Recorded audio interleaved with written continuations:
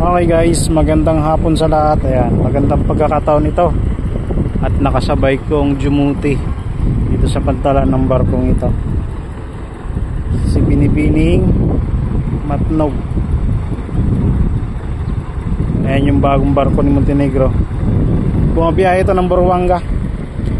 Ayan, loading operation tayo.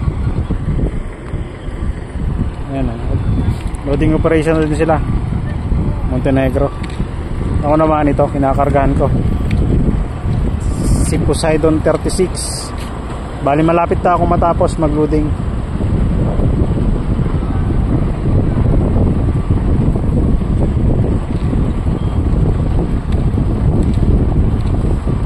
Lalaki nito guys, ito lalo mas malaki to.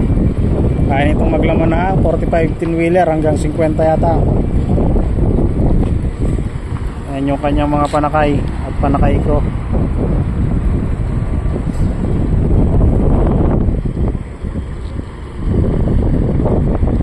Ito yung pagkakataon na masilayan natin ito o masilayan ng mga viewers ko sa Harbor Master Official ang barkong ito, si Binibining Matnog. Meron pa itong isa, si Binibining Surigao.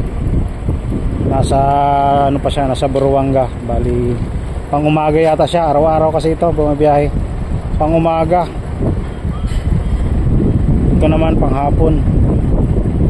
Baka sa susunod na araw masilayan natin dito sa Harbor Master Official ang barkong yun, si Binibining Surigao. Ayun nasa laot naman, ayan, si Poseidon 53, biyaheng Kulasi naman yan. Ayan, malaki din yan. Kung sa lapad, mas malapad ito si 53. Mahaba nga lang ito, si Binibining Matnog. Mahaba ito masyado.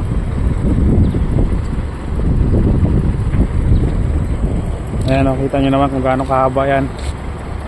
Mahaba pa dun sa breakwater ng pantalan.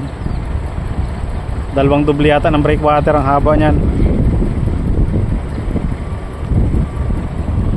Mas mahaba pa dito kaya no, Poseidon 36.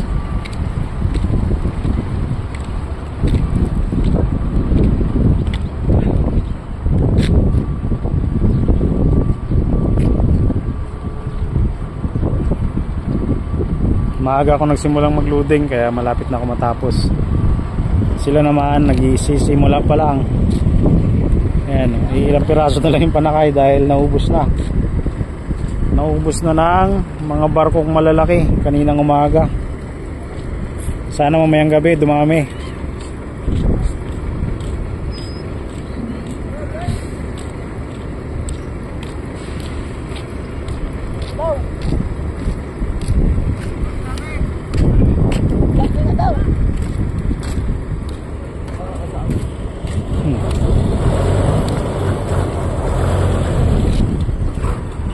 Ang laki no. Ayan guys, so side yung mga bumper nung nung 10 wheeler dahil sa taas masyado ropahan.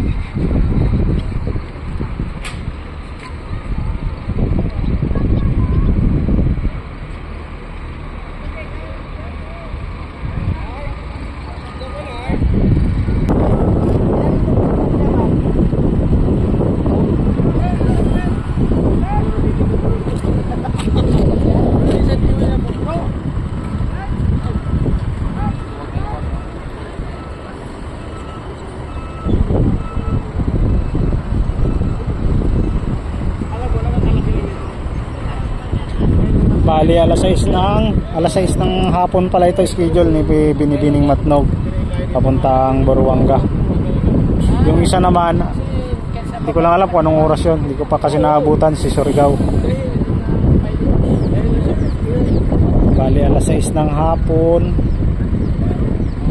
hindi ko lang alam kung anong oras ito sa Surigao, sa Buruanga, kung pang anong oras ito.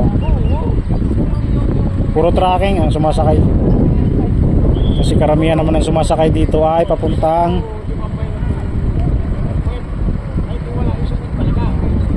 Iloilo, diretso ng Bacolod. Yung mga sumasakay lang dito ay yung dito lang papuntang papuntang Antique. Pag may mga papuntang Antique, hindi dyan sasakay. Ay ano, Binibining Matnog. Gaya niyang mga gulay na iba na sumakay.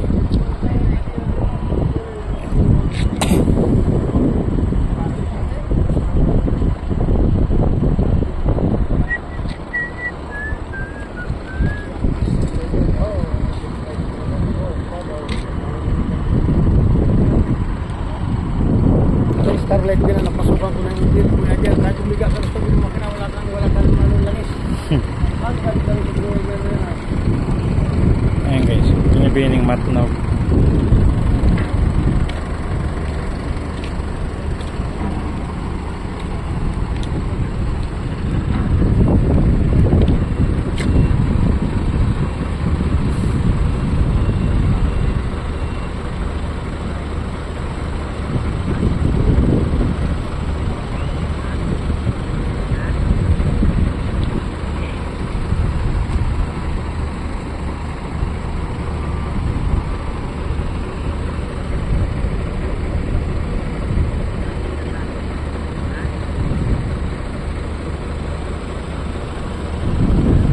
Mahaba siya kay 36.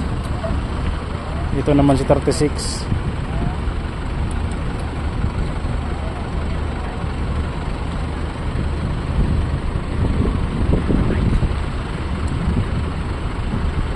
Paano guys?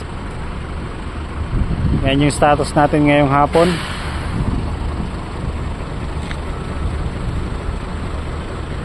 Bagong barko natin dito sa Tangier Port, si Matnog. Sige guys, hanggang dito na lang ulit muna tayo. Yan yung ating ano ngayon, status. Sige guys, hanggang sa muli. Maraming salamat.